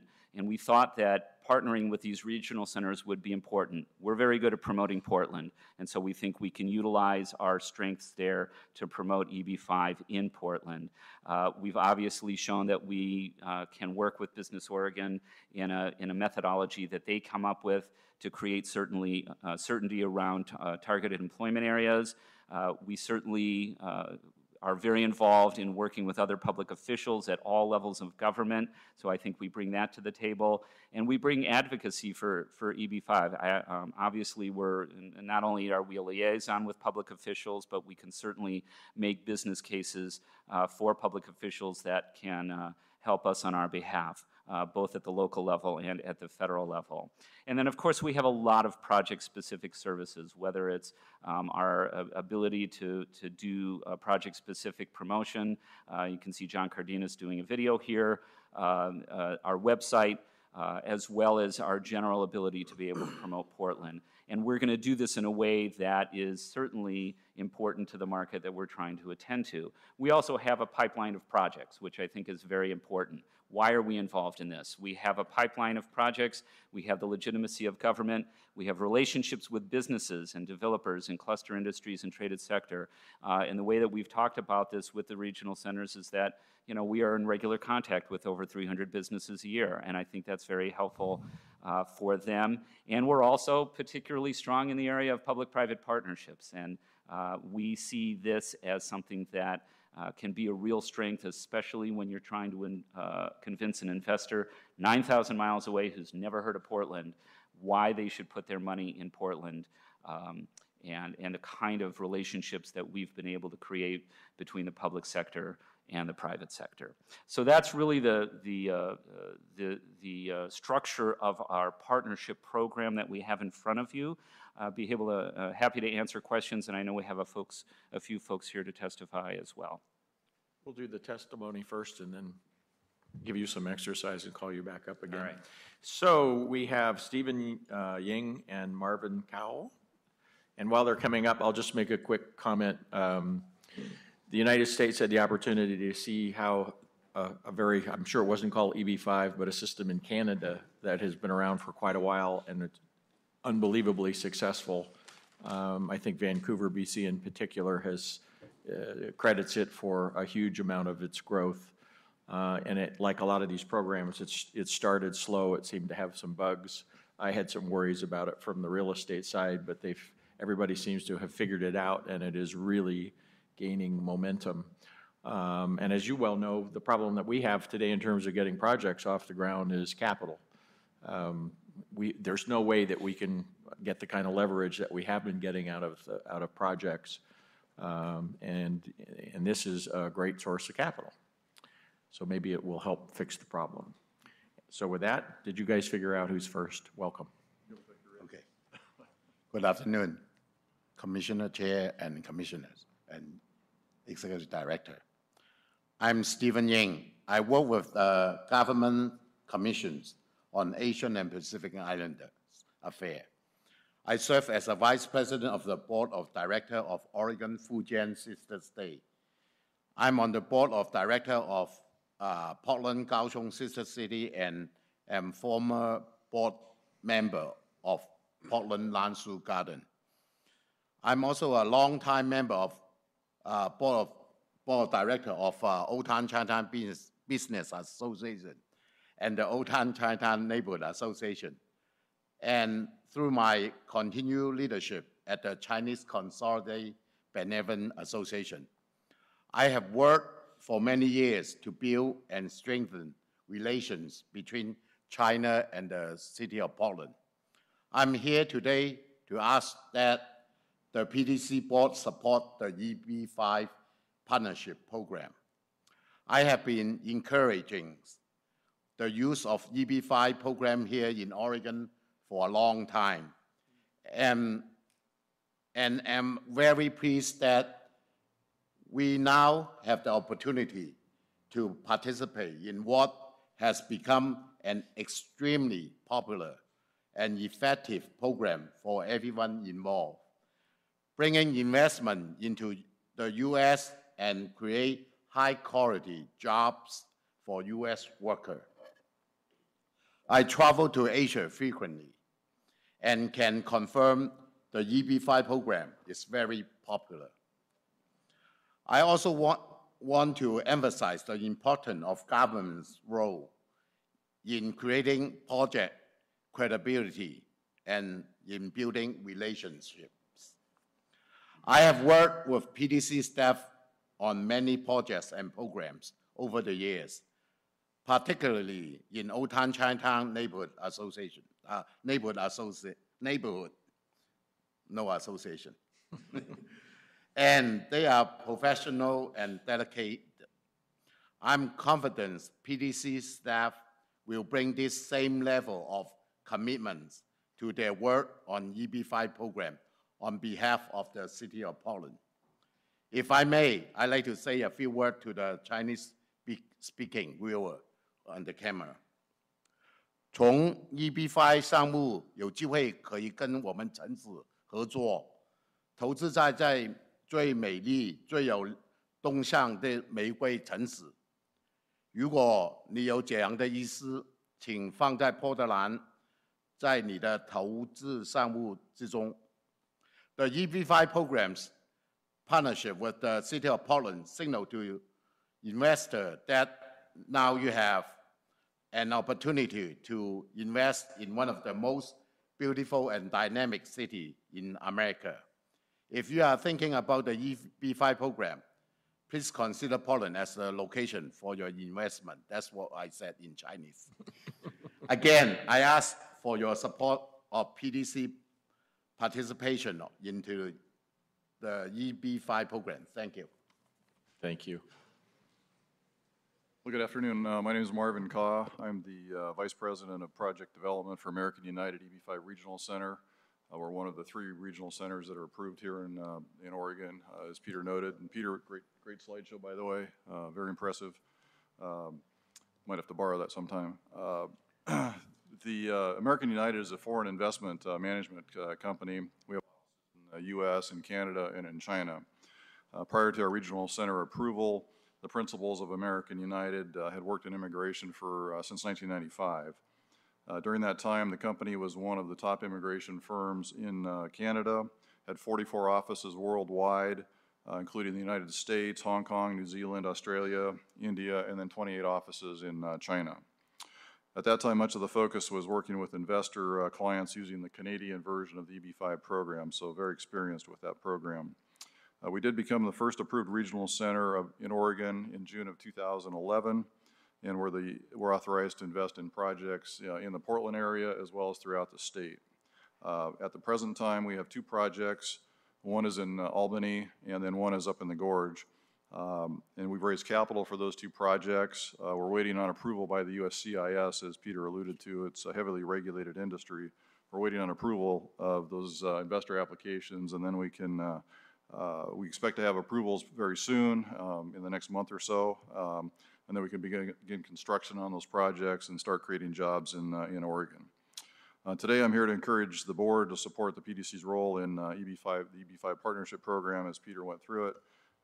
Based on our experience, both locally and abroad, as was just mentioned, PDC will be a valuable partner on our EB5 projects, given, as you can see, Peter's current skill set and depth of knowledge of the program. I mean, he's done his homework on the program for sure. I spent a lot of time and effort on it, and we really appreciate that as an industry. The EB5 program is complex, and having great partners every step of the way is essential to ensuring a smooth and successful program. Whether that means working to explore possible opportunities or partnering to resolve issues, we are confident PDC's partnership will provide real and measurable benefit to our work with the EB5 program.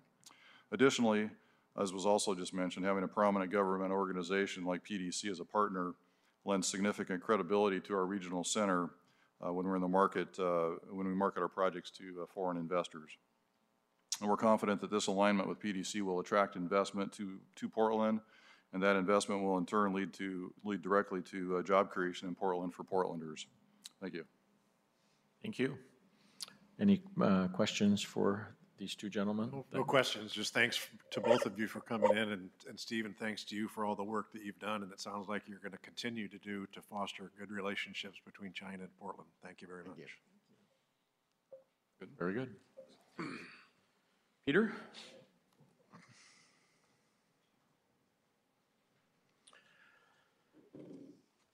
I think I had my say earlier. I just have a couple of quick questions, and of course the public would want to know what's the biggest risk to PDC in taking on this type of a partnership and this type of an activity? Commissioner, I think one of the biggest risks are making sure that we can line up the kinds of projects and working with companies. What you heard is that we haven't had a lot of projects done in the city of Portland. And I think that anytime you take on a project that involves international capital, that involves international relationships, it takes time. And so the amount of money that we need to put in up front and the time it's going to take to develop the relationships, I think we've come a long way so far, but I think it's going to be a matter of time between when we make our investment and when we start to see our return. So it's both the nature of international projects as well as lining up this capital. As the chair mentioned, you know, we're a town where we have to get used to different kinds of capital and using them and feeling comfortable with them. I think we've got a good running start, but I think it's going to take more work to continue to put it through an EB5 lens, is the way I put it, so that we look at our projects and we're doing some outreach into the broader community. And I say, and I really mean both in the real estate community, but also the business community itself. I believe that there's a point in a business's life cycle where this kind of capital can be particularly helpful. I'll just tell you very briefly, I talked to a gentleman who is in the clean tech business, and he doesn't want to give his company away to investor capital, and he sees this as a possible way to be able to keep control of his company and utilize a resource for a certain period of time to be able to grow the company in a way that he knows the company is going to grow. So it's a good access to capital, be able to do that, as well as continue to keep control of his company. And are there certain industries that are very attractive to this type of investment, or does it cross all industries? Is it open to all industries? To be honest with you, a lot of the investment that's been going on so far has been in the hospitality industry and also in the senior assisted living facilities industry. And this is because it's this great combination of both a real estate investment as well as one that immediately starts to demand a lot of jobs on site. But I think that we really can broaden that. I think that's one of the competencies that we bring to the table, is to be able to broaden that quite a bit. There was great alignment in how these regional centers had and proceeded to list the industries that they wanted to work in our economic development strategy. Thanks. Thank you. Commissioner Dixon? Thank you, Peter. That was a really thorough report. I agree. He probably should borrow it someday if he needs to give more presentations, because it is rather complex, as you explained. And I was wondering about the targeted employment areas. Do all the cities have this within this program, or is this something unique to Portland? Targeted employment areas is something that is done nationwide. Okay. The methodologies that we use that were created by the state is something that any city can do. And in fact, we might be able to help other cities do it in the way that we did. So you bring up a very important point. We really took, we just ran with it as we encouraged them to come up with a methodology. Any city can do it. All rural areas already are targeted employment areas, but we took that next step in working with our staff and our capable staff to be able to put together the proposals that we have. And it's something that we have to get reapproved every single year. Oh, wow, okay. Yeah. Because I thought that was really a great aspect to the whole entire program. Yeah. And then I was also wondering, for Minnesota, do they actually own a regional center themselves, or do any other cities that would operate similar to us are they registered regional centers? Yes, and there's partnerships that have been created. So I'll give you a couple examples. Dallas has done this. Philadelphia, the PIDC, it's an agency like us, but not exactly like us. So it's not really government. Okay. But the exemplar of the government entity that's done this is the state of Vermont, and they did it early, and they've been successful, and they were recently in the New York Times going after a $450 million project utilizing EB5. So that's an example where a state took it upon themselves and has really try to utilize this program.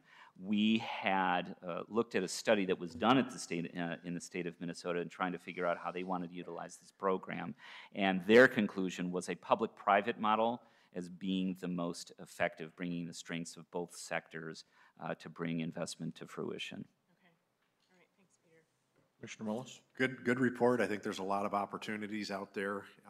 There's some other cities that are ahead of us, but that's not the end of the world. I think we can catch up. So keep up the good work. I think a few years from now, we're going to look back and be really glad we took these steps. Thank you. So this motion actually just provides that the executive director is authorized to enter into the partnership agreements. And so what's the time schedule? What's the thought in terms of implementation? We have been working to put together term sheets with regional centers, and we've been working with the executive director to do that. But we can't officially do that and move ahead until you approve this resolution. So we're hoping to have agreements in place pretty darned quickly. Did you bring candy? I tried. I tried. Ice cream? Any other questions? Thank you. Good job. So I would look for a motion to approve Resolution 6992, adopting the Portland Development Commission EB5 Partnership Program. So moved. Second. Further discussion? All those in favor, aye? Aye. Aye. Opposed? Even though I didn't get ice cream. All right, we're gonna get it done, John. The last item of the day on the agenda is also an action item, Resolution 6993, adopting an updated financial investment policy and process for internal review and approval of financial investments. Faye Brown, our Chief Financial Officer. And before you get started, just one big question. This was one of the first things that I was asked to do was to serve on the Finance Rethink Committee. Are we done? Never done. Never done. Are we, is that, I mean, that continuous improvement. We're always thinking. We're approving, but there, that program in particular, come on, can't we sunset it and start a new one? Never done. All right. Every week. Chair Andrews, Commissioners, Director Quinton. If approved by the board, Resolution 6993 would adopt an updated financial investment policy. The resolution is consistent with Resolution 6832, which it would replace, in that it aligns our financial assistance programs with PDC's strategic plan and directs the executive director to establish a finance investment committee and an internal review process for PDC financial investments. The PDC Financial Investment Committee, or FIC, is a formal internal review body whose primary role is to assist the PDC board and the executive director in making investment decisions. The FIC provides assurance that sound financial review and analysis occurs related to PDC's investment decisions. The policy before you has been updated to clarify the role of the FIC and specifically the financial reporting required. The policy has been updated in part to respond to the recommendations included in the PDC Economic Development Loan Audit prepared last year by the Office of the City Auditor. The new financial investment policy establishes the role of FIC to include a systematic review and analysis of proposed investments in keeping with best business practices, including loans and grants for programs where approval has not been delegated by the executive director, loan modifications, new and revised financial assistance guidelines, acquisitions, dispositions, and long-term leasing of real property, acquisition of real property collateral by foreclosure, deed in lieu of foreclosure, or voluntary transfer, and additional responsibilities as may be delegated by the board or the executive director. On a quarterly basis, the CFO, that's me, will provide the board with a financial report of all financial assistance requests approved by the executive director or other delegates, including an explanation of requests that have been approved that have exceptions to program guidelines. I'd like to underscore the reference to financial reporting, although no longer required as part of the quarterly financial assistance report. PDC will still report on performance metrics in separate comprehensive annual report.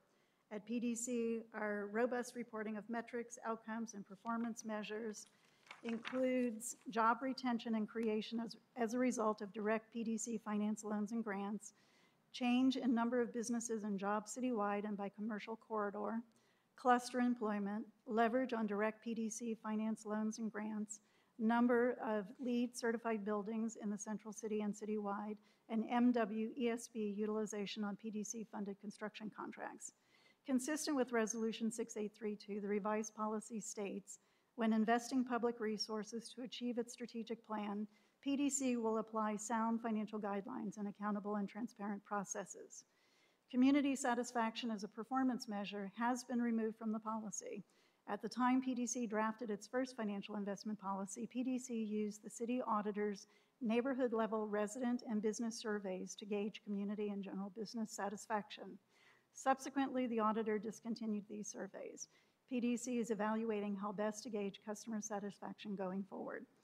The resolution does not make changes to previous resolutions which established delegation of authority to the executive director to make grant awards of PDC funds up to $500,000 and to approve all loans or other financing agreements of any amount that are made consistent with adopted financial assistance guidelines and are in furtherance of PDC projects, programs, and goals. A charter and a set of administrative procedures are included in your packet as attachment A to the staff report. So with that, I'll ask if you have any questions. Sure. You know, you're not done? No, I don't think you're done. I'm not done. On this. Oh, I'm not done on this committee. No, no, I'm not done on this committee. You know, I think for the most part, I'd say this is much less a change and much more of a clarification of procedures. And one of the things that I've seen over the 4 years that I've served on the committee is it's really hard for both the staff who are coming in to present to know exactly what it is that they need to provide. And so that leaves a little confusion on the side of the FIC committee members themselves as to what they should be asking for from time to time. So I think this does a really good job of stating clearly what the expectations are. While it might sound a little bit strange to remove these metrics out of the plan at this point, it's really because the metrics that we were using to compare them to are, I would have to say, almost meaningless. I mean, you would remember that we would do a survey of our customers. So we'd ask customers that we gave money to, how do you like us? And 95% of them said, we like you a lot. The other 5%, maybe we didn't give them enough money. I don't know what the problem was. But the plan is, I think, Patrick, you might get into it, that isn't that we're going to ignore metrics, but we're going to take a look at them in a different way. Yeah, we've spent a lot of time thinking through what the metrics should be for our strategic plan, which has very specific goals and very specific actions on those goals. And it includes, as Faye mentioned, all the things that were in all the things that made sense that were in the previous policy, including jobs created, the leverage on our investments, the increases in assessed value. I think we would like to figure out the proper way to measure satisfaction, which would involve talking to both people who received money, people who didn't receive money, and other folks in the community. But as Faye mentioned, we've lost the auditor's office's capabilities. They no longer do that survey. So that's something that we're still evaluating how to do that. But that's all part of the strategic plan. And so we didn't want to have a separate policy that talked about a different set of metrics when we're already measuring all this for the strategic plan. And we've talked about this, and since we have done a lot of this work, and you may not have seen all the work, we should come back at a later date and just do a board report on metrics. We can talk about the strategic plan and how each of the goals of the strategic plan is being measured, and you know, we can come back then on a regular basis and you know, talk about the results, not just for the financial assistance programs, but across all of the goals of the strategic plan. So, great, thank you. We'll start with you, John. Well, I think you and Charles are both the experts on this, but how I would view this is over the past few years, we've looked at a lot of our policies and our loans and how we structure things and how we do business, and we continue to try and refine them and to make them more sensible and to make them easier to track and to make them more transparent and accountable. And to me, this is just an extension of that effort. And both of you guys put a lot of time in on this, and so I want to say thank you for that. I appreciate it. And thank you, Faye, for all the work you've done and your staff. Thanks. Commissioner Dixon. And John and I were just commenting, we were not aware that you guys met as often as you did. So now I get why you know so much about this agency. But it does make a lot of sense that you streamline it and make it more efficient. I mean, that's what we've been, it seems like the goal of everything that we continue to do around here. So I completely approve this motion tonight. Commissioner Wilhoit. No, it's anything financial is fun, so it's not even work. Now, thanks, Faye, for the report and the work, and I think Chair Andrews summed it up already. It's about looking at the right information at the right time to help us make decisions, and then reviewing that information to measure performance. And we don't need it in two places, but we need it in some place. And I think Director Quinton already stated we will look at that information and continue to look at that information to make sure that we're having the impact on the communities in Portland that we're trying to bring about. And I think that's really what this is all about. It's a challenge in that PDC isn't like a normal company where you can say, well, we're going to spend this much money and we're going to make, you know, this many products and we're going to sell them for this much. And we can measure that every year in a company. But when you look at PDC, we have, I don't know how many financial projects or products, how many projects we get involved with, how much investment we make in the community, all the different ways we touch the city.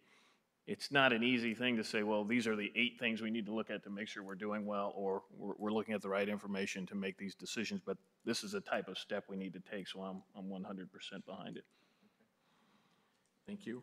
And, you know, thanks for the kind comments, but it really doesn't take that much time. It's actually, my wife has kind of figured it out.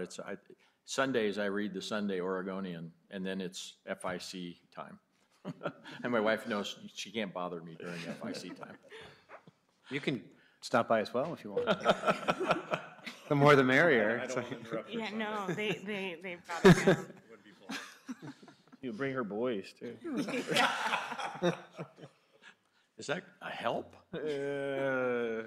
All right, I would look for a motion to approve Resolution 6993, adopting an updated financial investment policy and process for internal review and approval of financial investments. So moved.